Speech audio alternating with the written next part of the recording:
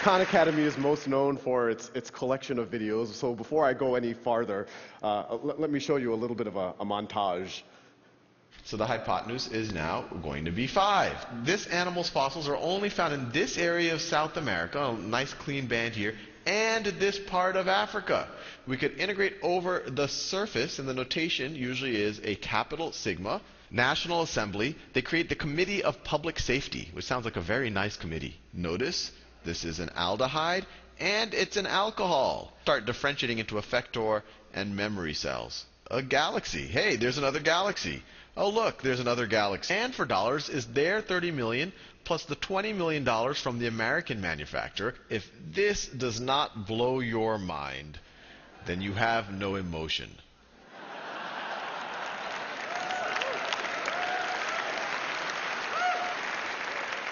We now have on the order of 2,200 videos covering everything from basic arithmetic all the way to vector calculus and some of the stuff that you saw up there. We have a million students a month using the site, watching on the order of 100 to 200,000 videos a day. But what we're going to talk about in this is how we're going to the next level. But before I do that, I want to talk a little bit about really just how I got started. And some of y'all might know, about 5 years ago, I was an analyst at a hedge fund, and I was in Boston, and I was tutoring my cousins in New Orleans remotely. And I started putting the first YouTube videos up really just as kind of a nice to have, just kind of a supplement for my cousins, something that might, give them a refresher or something. And as soon as I put those first YouTube videos up, something interesting happened. Actually, a bunch of interesting things happened. The first was the feedback from my cousins. They told me that they preferred me on YouTube than in person.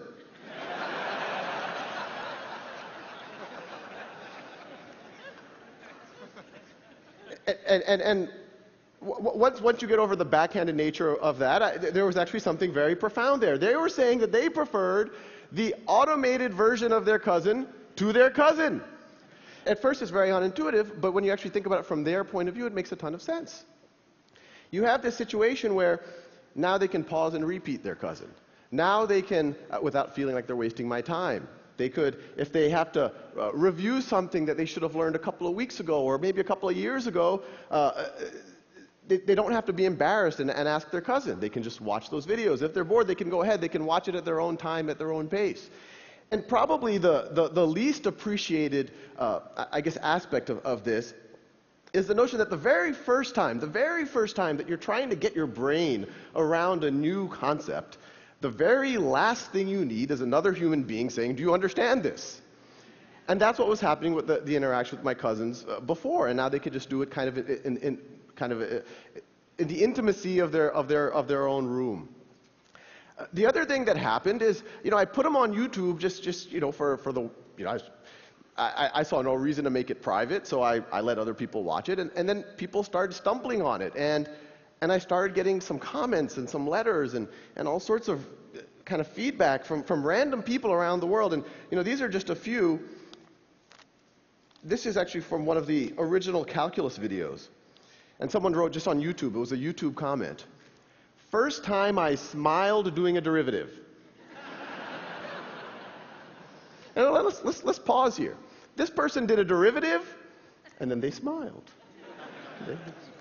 And then in response to that same comment, this is on the thread, you could go on YouTube and look at these comments, someone else wrote, same thing here. I actually got a natural high and a good mood for the entire day.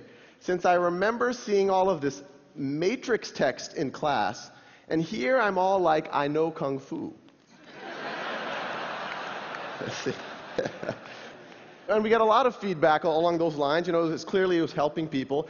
But then as the viewership kept growing and kept growing, I started getting letters from people, and it was starting to become clear that it was actually more than just a nice to have. This is just an excerpt from one of those letters. My 12-year-old son has autism and has had a terrible time with math. We have tried everything, viewed everything, bought everything. We stumbled on your video on decimals, and it got through. Then we went on to the dreaded fractions. Again, he got it. We could not believe it. He is so excited. And so you can imagine, here I was, an analyst at a hedge fund. It was very strange for me to do something of social value.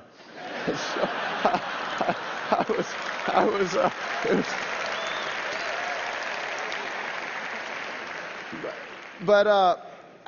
I was excited, so I kept going. And then other things started to dawn on me.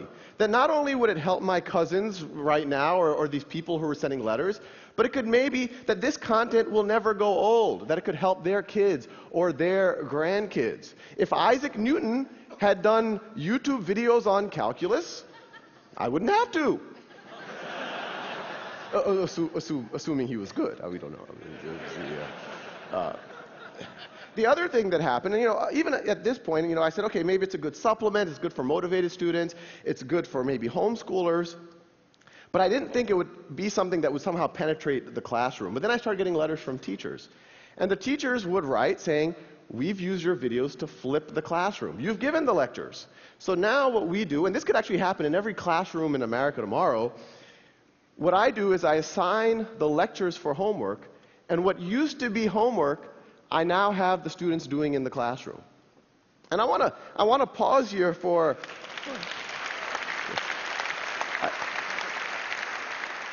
I want to pause here for a second because there's a couple of interesting things. One, when those teachers are doing that, there's the obvious benefit. There's the benefit that now their students can enjoy the videos in the way that my cousins did. They can pause, repeat at their own pace, at their own time. But the more interesting thing, and this is the unintuitive thing when you talk about technology in the classroom, by removing the one-size-fits-all lecture from the classroom and letting students have a self-paced lecture at home, and then when you go to the classroom, letting them do work, having the teacher walk around, having the peers actually be able to interact with each other, these teachers have used technology to humanize the classroom. They took a fundamentally dehumanizing experience, a bunch of 30 kids with their fingers on their lips, not allowed to interact with each other. A teacher, no matter how good, has to give this kind of one-size-fits-all lecture to 30 students, blank faces, slightly antagonistic, and now it's a human experience. Now they're actually interacting with each other. So once the Khan Academy kind of, I quit my job and we turned into a real organization, we're a not-for-profit, the question is, how do we take this to the next level? How do we take what those teachers were doing to their natural conclusion? And so what I'm showing over here, these are actual exercises that I started writing for my cousins. The ones I started were much more primitive. This is a kind of a more competent version of it. But the paradigm here is we'll generate as many questions as you need until you get that concept, until you get 10 in a row. And the Khan Academy videos are there. You get hints, the actual steps for that problem if you don't know how to do it. But the paradigm here, it seems like a very simple thing, 10 in a row, you move on. But it's fundamentally different than what's happening in classrooms right now. In a traditional classroom, you have a couple of homework lecture, and then you have a snapshot exam. And that exam, whether you get a 70%, an 80%, a 90%, or a 95%, the class moves on to the next topic. And even that 95% student, what was the 5% they didn't know? Maybe they didn't know what happens when you raise something to the 0th power. And then you go build on that in the next concept. That's analogous to, imagine learning to ride a bicycle. And I give you a bicycle, maybe I give you a lecture ahead of time, and I give you that bicycle for 2 weeks, and then I come back after 2 weeks, and I say, well, let's see, you're having trouble taking left turns, you can't quite stop. You're an 80% bicyclist. So I put a big C stamp on your forehead, and then I say, here's a unicycle. But as ridiculous as that sounds, that's exactly what's happening in our classrooms right now. And the idea is, you fast forward and good students start failing algebra all of a sudden and start failing calculus all of a sudden, despite it being smart, despite having good teachers, and it's usually because they had these Swiss cheese gaps that kept building throughout their foundation. So our model is learn math the way you would learn anything, like the way you would learn a bicycle. Stay on that bicycle. Fall off that bicycle. Do it as long as necessary until you have mastery. The traditional model, it penalizes you for experimentation and failure, but it does not expect mastery. We encourage you to experiment. We encourage you to failure, but we do expect mastery. This is just another one of the modules. This is trigonometry. This is shifting and reflecting functions. And they all fit together. We have about 90 of these right now. And you could go to the site right now. It's all free, not trying to sell anything. But the general idea is that they all fit into this knowledge map. That top node right there, that's literally single-digit addition. It's like 1 plus 1 is equal to 2. And the paradigm is, once you get 10 in a row on that, then it keeps forwarding you to more and more advanced modules. So if you keep, this is further down the knowledge map, we're getting into more advanced arithmetic. Further down, you start getting into pre-algebra and early algebra. Further down, you start getting into algebra 1, algebra 2, a little bit of pre-calculus. And the idea is from this, we can actually teach everything. Well, everything that can be taught in this type of a framework. So you can imagine, and this is what we are working on, is from this knowledge map, you have logic, you have computer programming, you have grammar, you have genetics, all based off of that core of, okay, if you know this and that, now you're ready for this next concept. Now, that can work well for an individual learner, and I encourage one for you to do it with your kids, but I also encourage everyone in the audience to do it yourself. It'll change what happens at the dinner table. But what we want to do is use the natural conclusion of the flipping of the classroom that those early teachers had emailed me about. And so what I'm showing you here, this is actually data from a pilot in the Los Altos School District where they took 2 5th grade classes and 2 7th grade classes and completely gutted their old math curriculum. These kids aren't using textbooks, they're not getting one-size-fits-all lectures, they're doing Khan Academy, they're doing that software for roughly half of their math class. And I want to make it clear, we don't view this as the complete math education. What it does is, and this is what's happening in Los Altos, it frees up time. This is the blocking and tackling, making sure you know how to do a system of equations, and it frees up time for the simulations, for the games, for the mechanics, for the robot building, for the estimating how high that hill is based on its shadow. And so the paradigm is the teacher walks in every day, every kid works at their own pace, and a teacher this is actually a live dashboard from Los Altos School District, and they look at this dashboard. Every row is a student. Every column is one of those concepts. Green means the student's already proficient. Blue means that they're working on it, no need to worry. Red means they're stuck. And what the teacher does is literally just says, let me intervene on the red kids. Or even better, let me get one of the green kids who are already proficient in that concept to be the first line of attack and actually tutor their peer.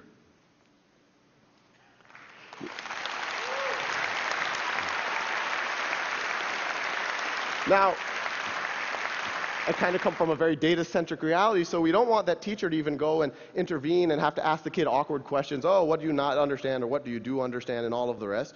So our paradigm is to really arm the teachers with as much data as possible, really data that in almost any other field is expected if you're in finance or marketing or manufacturing. And so the teachers can actually diagnose what's wrong with the students so that they can make their interaction as productive as possible. So now the teachers know exactly what the students have been up to, how long they've been spending every day, what videos have they been watching, when did they pause the videos, what did they stop watching, what exercises are they using.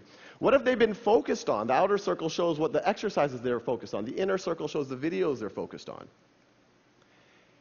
And the data gets pretty granular, so you can actually see the exact problems that the student got right or wrong. Red is wrong, blue is right. The leftmost question is the first question that the student attempted. They watched the video right over there. And then you could see eventually they were able to get 10 in a row. It's almost like you can almost see them learning over those last 10 problems. They also got faster. The height is how long it took them. So, when you talk about self-paced learning, it makes sense for everyone. In education speak, differentiated learning. But it's kind of crazy what happens when you actually see it in a classroom. Because every time we've done this, in every classroom we've done, over and over again, if you go 5 days into it, there's a group of kids who've raced ahead, and there's a group of kids who are a little bit slower. And in a traditional model, if you did a snapshot assessment, you say, oh, these are the gifted kids, these are the slow kids. Maybe they should be tracked differently. Maybe we should put them in different classes. But when you let every student work at their own pace, and we see it over and over and over again, you see students who took a little bit extra time on one concept or the other, but once they get through that concept, they just race ahead. And so the same kids that you thought were slow 6 weeks ago, you now would think are gifted. And we're seeing it over and over and over again. And it makes you really wonder kind of how much all of the labels, maybe a lot of us have benefited from, were really just due to a coincidence of time.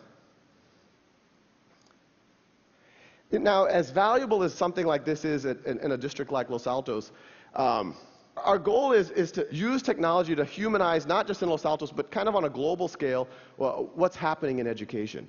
And actually, that kind of brings an interesting point, is that, a lot of the effort in humanizing the classroom is focused on student-to-teacher ratios. In our mind, the relevant metric is student to valuable human time with the teacher ratio. So in a traditional model, most of the teacher's time is spent doing lectures and grading tests and whatnot. Maybe 5% of their time is actually sitting next to students and actually working with them. Now 100% of their time is. So once again, using technology, not just flipping the classroom, you're humanizing the classroom, I'd argue, by a factor of 5 or 10. And as valuable as it is in Los Altos, imagine what that does to the adult learner who's embarrassed to go back and learn stuff that they should have known before going back to college. Imagine what it does to a street kid in Calcutta who has to help his family during the day, and that's the reason why he or she can't go to school. Now they can spend 2 hours a day and remediate or get up to speed and not feel embarrassed about what they do or don't know. Now imagine what happens where, we talked about the peers teaching each other inside of a classroom, but this is all one system. There's no reason why you can't have that peer-to-peer tutoring beyond that one classroom. Imagine what happens if that student in Calcutta all of a sudden can tutor your son, or your son can tutor that kid in Calcutta. And I think what you'll see emerging is this notion of a global one-world classroom. And that's essentially what we're trying to build. Thank you.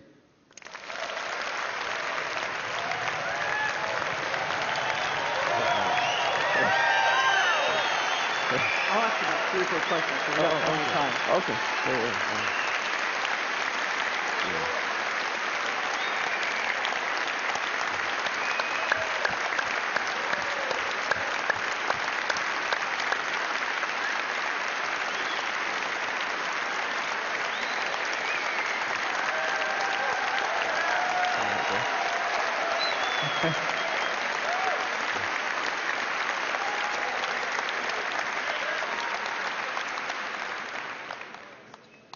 I've seen some things you're doing in the system that have to do with motivation and feedback, energy points, merit badges. Tell me what you're thinking there. Oh yeah, no, we have an awesome team working on it. It's not, and I have to make it clear, it's not just me anymore. I'm still doing all the videos. We have a kind of a rock star team doing the software. Yeah, we've put a bunch of game mechanics in there where you get these badges. We're going to start having leaderboards by areas, and you get points. And it's actually been pretty interesting. Just the wording of the badging or how many points you get for doing something, we see on a system-wide basis like tens of thousands of like 5th graders or 6th graders going one direction or another depending on what badge you give them. And the collaboration you're doing with Los Altos, how did that come about? Yeah, no, Los Altos has been it was kind of crazy. They once again, I didn't expect it to be used in classrooms. Someone from their board came and said, oh, what would you do if you had carte blanche in a classroom? And I said, well, I would just, every student work at their own pace on something like this. We'd give a dashboard, and they said, oh, this is kind of radical. We have to think about it. And me and the rest of the team were like, oh, they're never going to want to do this. But literally the next day, they're like, can you start in 2 weeks? And so so it's fifth grade math is where that's going on right now? It's 2 5th grade classes and 2 7th grade classes. And I think they're doing it at the district level. And I think what they're excited about is they can now follow these kids. It's not an only in-school thing. I mean, we've even, on Christmas, we saw some of the kids were doing, and we can track everything. So they can actually track them as they go through the entire district, through the summers, as they go from one teacher to the next. You have this continuity of data that even at the district level they can see. So some of those views we saw were for the teacher to go in and track actually what's going on with those kids. So you're getting feedback on those teacher views to see what they think they need? Oh, yeah. Actually, most of those were kind of specs by the teachers. We made some of those for students so they could see their data, but we have a very tight design loop with the teachers themselves, and they're literally saying, hey, this is nice, but like that focus graph, a lot of the teachers said, I have a feeling that a lot of the kids are jumping around and not focusing on one topic, so we made that focus diagram for them. So it's all been teacher driven. It's been pretty crazy. Is this ready for prime time? Do you think a lot of classes next school year should try this thing out? Yeah, it's ready. We got 1 million people on the site already, so we can handle a few more. And no reason why it really can't happen in every classroom in America tomorrow. And the vision of the tutoring thing, the idea there is, if I'm confused about a topic, somehow right in user interface, I'd find people who are volunteering, maybe see their reputation, and I could schedule and connect up with those people. Absolutely, and this is something that I recommend everyone in this audience to do is those dashboards that teachers have, you can go log in right now and you can essentially become a coach for your kids, your nephews, your cousins, or maybe some kids at the Boys and Girls Club. And yeah, you can start becoming a mentor or tutor really immediately, but yeah, it's all there. Well, it's amazing. I think you've just got a glimpse of the future of education. Thank you. Oh, thank you.